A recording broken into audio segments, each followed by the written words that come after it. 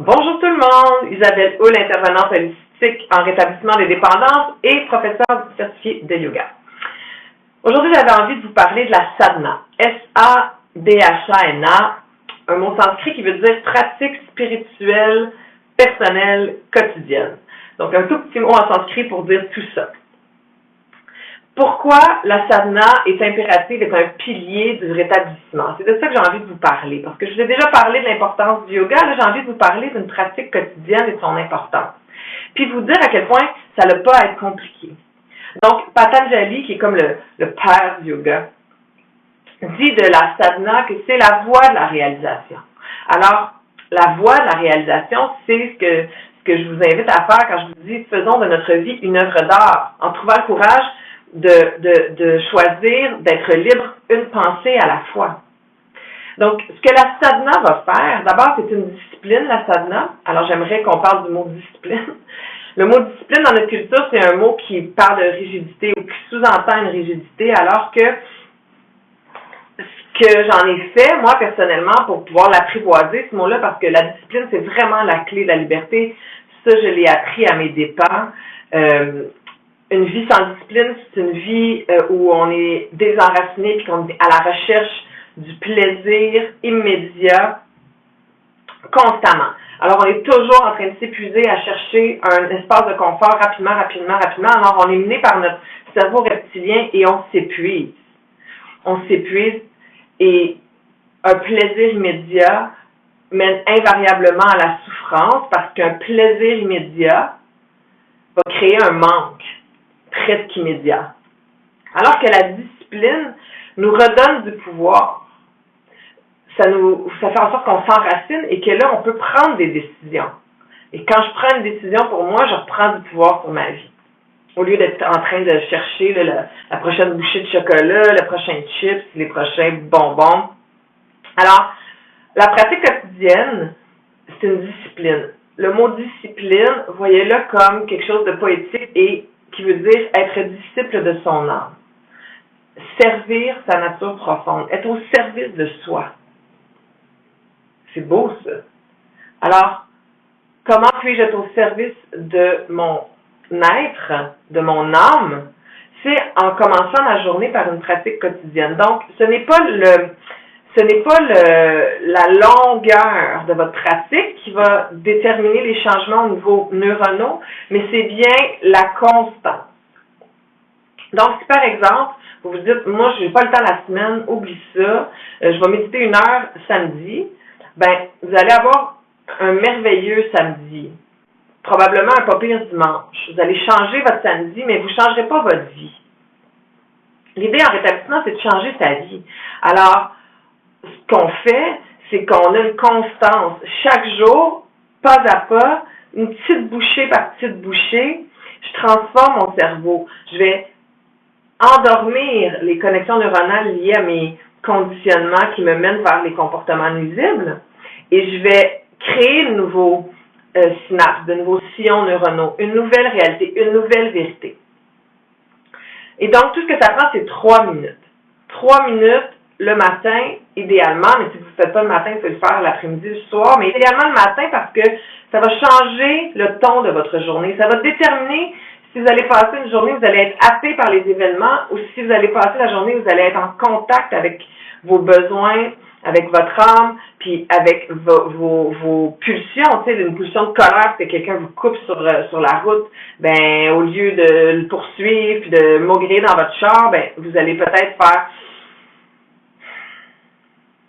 probablement que cette personne-là était plus pressée que moi. Donc, la pratique quotidienne va vous connecter à cet espace de compassion qui vit ici au niveau du lobe frontal. Et c'est le lobe frontal que nous, en général, les Occidentaux, on a sous-développé. On est très fort au niveau du reptilien, du limbique, puis de tout ce qui appartient à notre système de survie, et les dépendants particulièrement. Mais notre lobe frontal a besoin d'amour, a besoin de s'entraîner un peu, et c'est ce que 3 minutes de sadhana, de pratique quotidienne, de méditation vont permettre.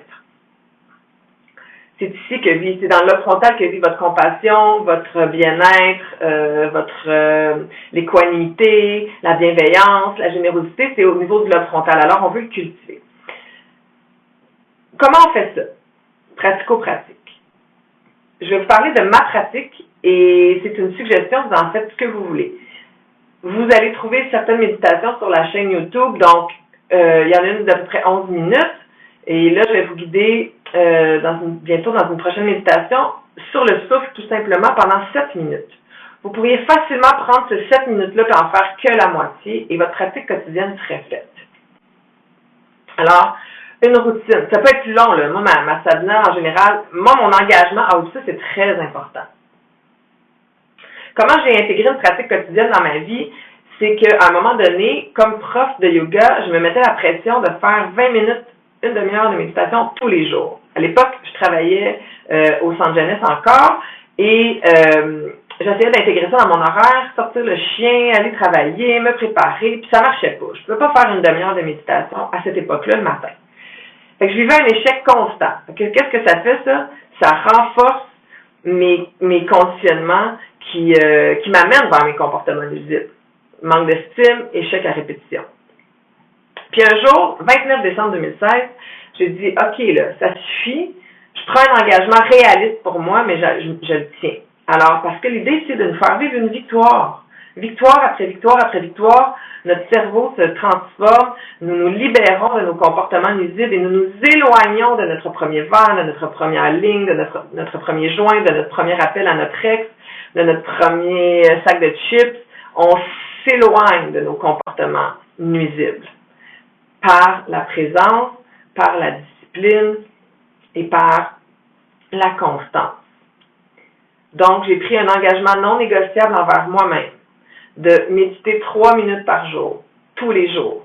Donc, à ce jour-là, en 2020, mon engagement est resté le même. Cependant, parce que je me suis pas mis de pression, que j'ai vécu des succès, des victoires jour après jour, il y a une souplesse qui s'est installée au niveau de mon esprit, mon ego a arrêté de s'agripper puis d'être sur ses gardes, il a relaxé, et là, ma pratique s'est allongée. Et ce matin, j'ai passé 3 quarts d'heure sur mon tapis. Il y a des matins, je passe 1h30, puis il y a des matins que je passe 3 minutes. C'est correct. Et quand je passe 3 minutes, je suis pas en échec, je respecte mon engagement. Puis quand je passe 3 quarts d'heure, ben, c'est encore une victoire. Donc, l'important, c'est un engagement réaliste pour vous. Alors, je pense que 3 minutes, c'est réaliste, puis quitte à l'augmenter avec le temps, mais garder son engagement de 3 minutes. Donc, moi, comment ça se passe, là, le matin, pour être capable de l'intégrer le matin, quand je me lève, je ne me mets pas à faire 1000 affaires. Si je me mets à faire 1000 affaires, oubliez ça, j'en mets ça à la dernière minute, puis là, c'est là que je fais des pratiques de 3 minutes. Puis, dans le temps, je ne l'aurais pas fait. Là, ça m'est déjà arrivé de m'asseoir pour une respiration parce que j'avais même pas 3 minutes.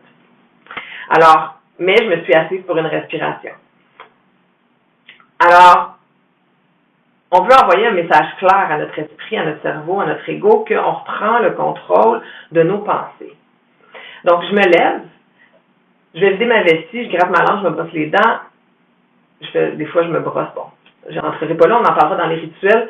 Je prends ma douche. Je prends ma douche chaude, je nettoie les cellules mortes, je nettoie la nuit, je nettoie les toxines, et à l'eau chaude, et je finis ma douche à l'eau complètement froide. J'éteins toute l'eau chaude, j'ouvre toute l'eau froide, je prends mon temps, je pratique une respiration, j'allonge mon souffle, je reprends du pouvoir sur mon souffle, pranayama, yoga, je reprends du pouvoir sur mon souffle, je me glisse sur l'eau froide tranquillement, là mon corps va se raidir, je le détends, et là, je me laisse baigner dans l'eau froide. Ça peut être au début de 10 secondes, après ça 30. Après ça, on essaie de monter ça à peu près 2 minutes.